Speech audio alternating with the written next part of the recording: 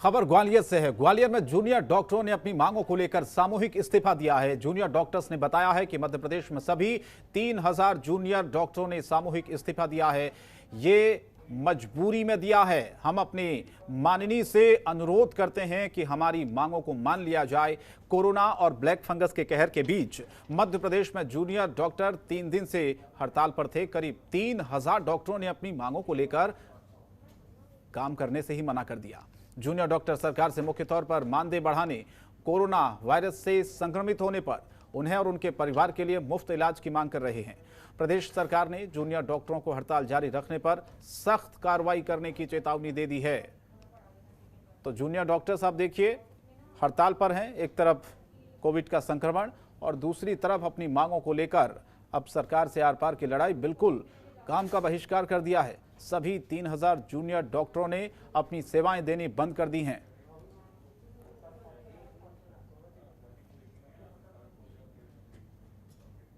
और junior doctors की हड़ताल पर अब सरकार भी सख्त हो गई है। दरअसल चिकित्सा शिक्षा मंत्री विश्वास सारंग ने हड़ताल पर नाराजगी जाहिर करते हुए कहा है कि जूनियर डॉक्टर्स ब्लैकमेल करना बंद करें। सरकार ने जूडा की सभी मांगें मान ली है। इसके बावजूद जूनियर डॉक्टर्स हड़ताल कर रहे हैं। विश्वास सारंग ने हाईकोर्ट के निर्देश का हवाला देते हुए कहा है कि अगर आप देश के नागरिक हैं तो निर्देश मानने चाहिए।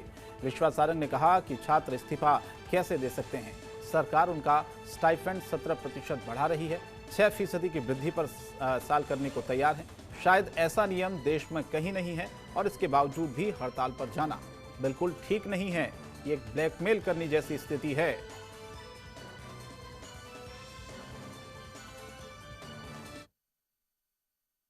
देखिए, इस देश में ये हम सबका कर्तव्य है कि हमें सम्मानीय न्यायालय के निर्णय का सम्मान करना चाहिए। सम्मानीय हाई कोर्ट ने जो भी निर्देश दिया है, हमारा मानना है कि सबको उसका अक्षरशः पालन करना चाहिए। सरकार भी उसका पालन कर रही है, हम भी पालन करेंगे। और तो सीधे सीधे अब काम का बहिष्कार कर दिया है जूनियर डॉक्टरों ने और जाहिर तौर पर इससे परेशानी और ज्यादा बढ़ती हुई नजर आ रही है। दीपा श्रीवास्तव हमारे संवाददाता इस खबर पर सीधे हमारे साथ लाइव जुड़ रहे हैं। दीपा, डॉक्टरों ने अब आर पार की लड़ाई का मन बना लिया है। बातचीत क्यों नहीं बन पा रही है? सरकार क्या तर्क दे रही है इसके पीछे? क्योंकि समस्या तो बढ़ती जा रही है। जिस तरह से 3000 डॉक्टरों ने कह दिया कि बिल्कुल अब वो काम नहीं करेंगे, अपनी सेवाएं नहीं देंगे। जी शंकर, निश्चित तौर पर जो समस्याएं हैं वो लगातार प्रदेश के लिए बढ़ती जा रही हैं, क्योंकि जहां पर हम देख पा रहे हैं कि जूनियर डॉक्टर्स आज 5वां दिन है उनका जब वो लगातार गाजे की ड्यूटी से बहिष्कार करते हुए नजर आए। अगर बात करें पहले दिन की, तो जहां पर उन्होंने ये बात कही थी कि जो हड़ताल है उसमें हम जो इमरजेंसी सेवाएं हैं उन्हें चालू रखेंगे, लेकिन अगर बात की जाए 1 जून से उन्होंने पूरी तरीके से जो बहिष्कार कर दिया और ये बात साफ कर दी है कि किसी भी तरह से कोविड की जो ड्यूटी है वो अब नहीं की जाएगी। तो इससे कहीं ना कहीं काफी ज्यादा समस्याएं जो है शंकर वो पैदा होती हुई नजर आ रही है, क्योंकि हम देख पा रहे हैं कि अभी तक अगर बात करें पिछले 5 दिनों की बात करें तो अभी तक जो है तकरीबन 20 लोगों की मौत जो है इसी कारण हो चुकी है कि हो गई है, क्योंकि लगातार लोग जो है वो परेशान होते जा रहे हैं, उन्हें इलाज नहीं मिल पा रहा है। सरकार ने जो ये 3000 डॉक्टर्स है इनकी जगह पे आयुष डॉक्टर्स को तैनात तो किया है, लेकिन जो चीजें जो काजे सेवाएं जो जूनियर डॉक्टर्स के द्वारा मुहैया कराई जाती थी, निश्चित तौर पर वो चीजें जो काजे के जो मरीज हैं उन्हें नहीं मिल पा रहे। इसी का खामियाजा जो है वो कहीं ना कहीं सरकार के जो मरीज है उन्हें भुगतने को मिल रहा है। तो शंकर, ये कहना इस वक्त गलत नहीं होगा कि मरीज जो है वो पिसते हुए नजर आ रहे हैं सरकार और जूनियर डॉक्टर्स जो है उनकी लड़ाई के बीच। अब अगर बात की जाए जूनियर डॉक्टर्स की, तो जूनियर डॉक्टर्स का साफ तौर पर यही कहना है कि जो हमारी मांगे हैं सरकार लगातार कह रही कि मान ली है, लेकिन रिटर्न में क्यों नहीं दिया जा रहा है। जब तक रिटर्न में सारी चीजों को नहीं दिया जाएगा हम काम पर वापस नहीं लौटेंगे। वहीं अगर बात की जाए सरकार की यानी चिकित्सा शिक्षा मंत्री विश्वास सारंग की, तो उनका साफ तौर पर यही कहना है कि जो जूनियर डॉक्टर्स उनकी सारी मांगे हमने मांगी है, लेकिन उसके बाद भी वो काम पर नहीं लौट रहे हैं। ये एक ब्लैकमेलिंग से कम नहीं है। कल हाईकोर्ट ने भी जिस तरह से हमने देखा कि आदेश सुनाए हैं और ये बात कही है कि जो जूनियर डॉक्टर्स हैं उन्हें 24 घंटे का समय दिया था, अल्टीमेटम दिया था कि उन्हें काम पर लौटना होगा। उसके बाद जिस तरह से हमने देखा कि तकरीबन 3000 जो जूनियर डॉक्टर्स डॉक्टर्स थे, उन्होंने एक साथ इस्तीफा भी दिया है। तो निश्चित तौर पर काफी कहा जाए कि भयावह स्थिति जो है वो अभी प्रदेश में बनती भी नजर आ रही है, क्योंकि कोविड के दौरान जहां पर मरीजों को सबसे ज्यादा इलाज की जरूरत होती है, उस दौरान यदि 3000 डॉक्टर्स ड्यूटी पर नहीं होते तो निश्चित तौर पर काफी ज्यादा समस्याएं जो है संकट वो पैदा होती भी नजर आ रही हैं। जी बिल्कुल समस्याएं होंगी और जाहिर तौर पर दिख भी रहा। बहुत बहुत धन्यवाद इस तमाम जानकारी के लिए हमारे साथ जुड़ने के लिए। तो 3000 डॉक्टरों ने सामूहिक इस्तीफा दे दिया है। पहले उन्होंने 3 दिन की हड़ताल की थी और सरकार के ऊपर यह आरोप लगाया था कि उनकी जो मांगे हैं उन मांगों को आखिर क्यों नहीं माना जा रहा है। आगे बढ़ते हैं, कुछ और खबरें आपको दिखाते हैं। आशा और सहयोगिनी संघ के प्रांतीय आह्वान पर सभी जिलों और ब्लॉकों में 1 जून से 6 सूत्री मांगों को लेकर अनिश्चितकालीन हड़ताल चल रही है, जिसका नेतृत्व आशा कार्यकर्ता संघ की प्रदेश अध्यक्ष लक्ष्मी कौरव कर रही हैं। आपको बता दें कि इसको लेकर आज लक्ष्मी कौरव ने राज्य मंत्री ओपीएस भदौरिया के सामने अपनी मांगों को रखा, जिसके बाद ओपीएस भदौरिया ने स्थानीय समस्याओं का तुरंत निराकरण करने के लिए एसडीएम और अस्पताल प्रबंधन को आदेश दिए हैं। आशा कार्यकर्ताओं को मांगें पूरी करने का आश्वासन दिया है।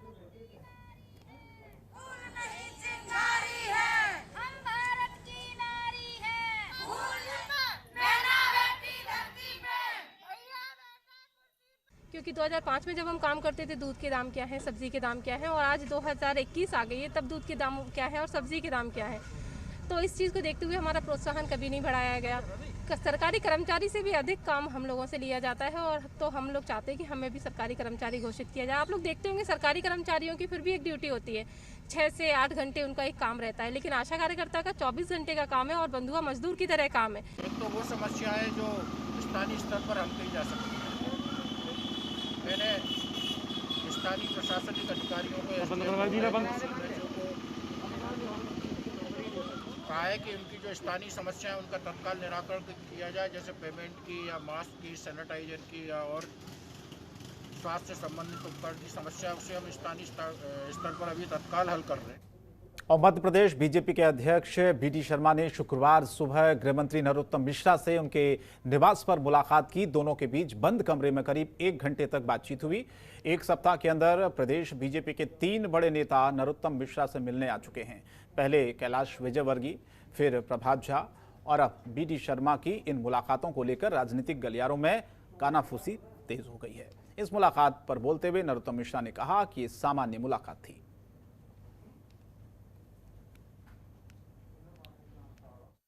लॉकडाउन खुला है आप कह रहे हो, तो स्वाभाविक रूप से अब निकलना शुरू हुआ है सबका।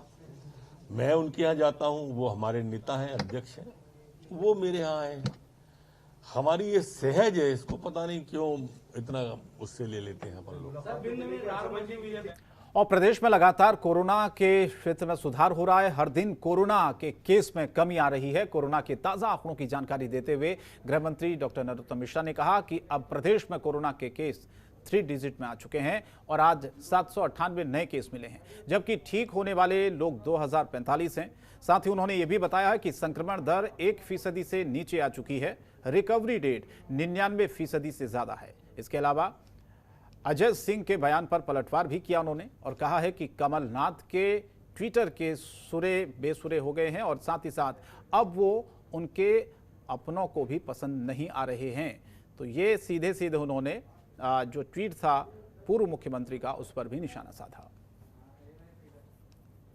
ने ये कह दिया और उसने इंतजाम कहां से देख लिए, और मैं उनसे फिर कहूंगा कि ऐसी बातें नहीं कह रहे प्रारंभ से भ्रम फैलाने की। भाई वो जानकारी ले लें पहले अपने स्तर पर। हमारे पास में सारे इंतजामात हैं, बच्चों के भी हैं, जवानों के भी हैं, बुजुर्गों के भी हैं। ऐसा भ्रम न फैलाए कोई, और अगर कोई फैलाएगा तो हम गंभीरता से लेंगे।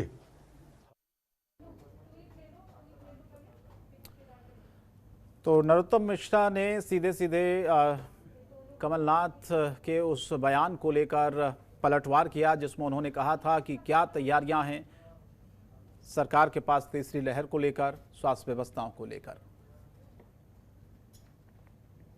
और जूडा पर कार्रवाई के मामले पर पूर्व सीएम कमलनाथ ने ट्वीट किया है और ट्वीट करते हुए कमलनाथ ने सरकार पर निशाना साधा। ट्वीट करते उन्होंने लिखा, पूरा भारत कोरोना की तीसरी लहर से मुकाबला करने की तैयारी कर रहा है और मध्य प्रदेश के मुख्यमंत्री शिवराज सिंह चौहान सैकड़ों डॉक्टरों को नौकरी से निकालकर कोरोना की तीसरी लहर को फैलने का न्योता दे रहे हैं।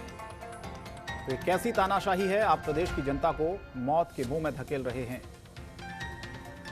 ट्वीट किया है मध्य प्रदेश के पूर्व मुख्यमंत्री कमलनाथ ने, क्योंकि डॉक्टर्स जो जूनियर डॉक्टर्स हैं उन्होंने सामूहिक इस्तीफा दे दिया है और बिल्कुल वो अपनी मांगों को लेकर अड़े हुए हैं कि सरकार मांगे माने, उसके बाद आगे का फैसला होगा। उसी पर ये निशाना साधा है कमलनाथ ने। कहा है कि पूरा देश तीसरी लहर से मुकाबले के लिए तैयार है और मध्य प्रदेश में स्थिति ऐसी हो गई है कि मुख्यमंत्री शिवराज सिंह चौहान सैकड़ों डॉक्टरों को नौकरी से निकाल रहे हैं और साथ ही साथ ऐसे वक्त में जब डॉक्टरों की ज़रूरत है उनकी सुध नहीं ली जा रही है। और ये सीधा सीधा तीसरी लहर को फैलने का एक न्योता है अगर इसी तरह से हड़ताल रही और सरकार की हठधर्मिता रही।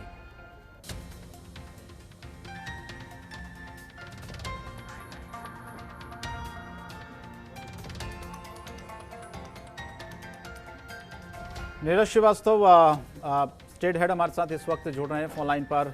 नीरज, पहले हमने देखा कि 3 दिन की हड़ताल के बाद सामूहिक इस्तीफा 3000 डॉक्टरों ने दे दिया। अब इस पर राजनीति तेज हो गई है। पूर्व मुख्यमंत्री के उस बयान को लेकर नरोत्तम मिश्रा ने पलटवार किया सीधे सीधे। अब ये कहा जा सकता है कि ये मामला राजनीतिक रंग लेता हुआ दिख रहा है। कमलनाथ सीधे सीधे कह रहे हैं कि भैया तीसरी लहर की तैयारी पूरा देश कर रहा है और मध्य प्रदेश में हालात बिगड़ रहे हैं, डॉक्टर्स अपना इस्तीफा दे रहे हैं, सरकार कुछ नहीं कर रही है। जी बिल्कुल, देखिए जिस तरह से अब कोरोना की तीसरी लहर की आहट दिखाई देने लगी है, वहीं ये जो तीसरी लहर है वो बच्चों के लिए कहीं ना कहीं खतरनाक बताई गई है। लेकिन और वहीं जूनियर डॉक्टर्स लगातार हड़ताल पे हैं। कल 3000 जूनियर डॉक्टर्स ने यहाँ तक की इस्तीफा देने की बात कही, तो इस पर भी अब सियासत गरमाने लगी है। जिस तरह से पूर्व मुख्यमंत्री कमलनाथ ने आज ट्वीट करके कहा कि पूरा भारत कोरोना की तीसरी लहर के मुकाबले की तैयारी कर रहा है और मध्य प्रदेश के मुख्यमंत्री शिवराज सिंह चौहान सैकड़ों डॉक्टरों को नौकरी से निकाल रहे हैं। तो वही सत्ता पक्ष का साफ तौर से कहना है कि डॉक्टरों की जो ब्लैकमेलिंग करके जिस तरह यहाँ तक कि जूनियर डॉक्टर्स का को लेकर सुप्रीम कोर्ट ने भी साफ तौर से कहा है कि जूनियर डॉक्टरों की जो हड़ताल है वो असंवैधानिक है। तो जाहिर सी बात है शंकर के अब जिस तरह से जूनियर डॉक्टर्स की हड़ताल का मामला है वो अब राजनीतिक रंग भी लेने लगा है। जी शंकर, बिल्कुल। तो क्या इसका नतीजा आने वाले कुछ 2, 4, 10 दिनों में निकलने की उम्मीद है कुछ? क्योंकि सरकार ने तो सीधे सीधे कह दिया कि भैया ये ब्लैकमेलिंग है, ऐसे वक्त में हड़ताल पर नहीं जाना चाहिए और इस तरह का रुख जूनियर डॉक्टर्स का नहीं होना चाहिए। दूसरी तरफ जूनियर डॉक्टर्स बिल्कुल अड़े हुए हैं कि हमारी मांगों को आप मानिए, बार बार आश्वासन देते हैं, समस्या का समाधान होता नहीं है। देखिए जिस तरह से जूनियर डॉक्टर्स अपनी मांगों को लेकर पूरी तरह से अड़े हुए हैं और सरकार के खिलाफ मोर्चा खोले हुए हैं। हालांकि सरकार प्रयास कर रही है कि जूनियर डॉक्टर्स कैसे भी मान जाएं और अपनी ड्यूटी पर वापस आए, जिससे परेशानी का सामना ना करना पड़े। उसके लिए कई तरह के प्रयास ही सरकार कर रही है। जिस तरह से जूनियर डॉक्टर्स के जो परिजन है उनको पत्र भेजा जा रहा है और उनसे उनके परिजनों से आग्रह किया जा रहा है कि अपने बच्चों को समझाएं। सरकार के पास आखिरी विकल्प यही है कि यदि वो अपनी मांगे नहीं मानते हैं तो वो दूसरे ऑप्शन की तरफ जाने की सरकार जो है योजना बना रही है कि आयुष के डॉक्टरों का उपयोग किया जाए और दूसरे ऑप्शन के लिए भी कहीं ना कहीं सरकार जो है तैयारी कर रही है। जी चलिए, बहुत बहुत धन्यवाद इस तमाम जानकारी के लिए नीरज। खबरों के निष्पक्ष विश्लेषण के लिए सब्सक्राइब करें Jantantra TV and press the bell icon. Never miss any update.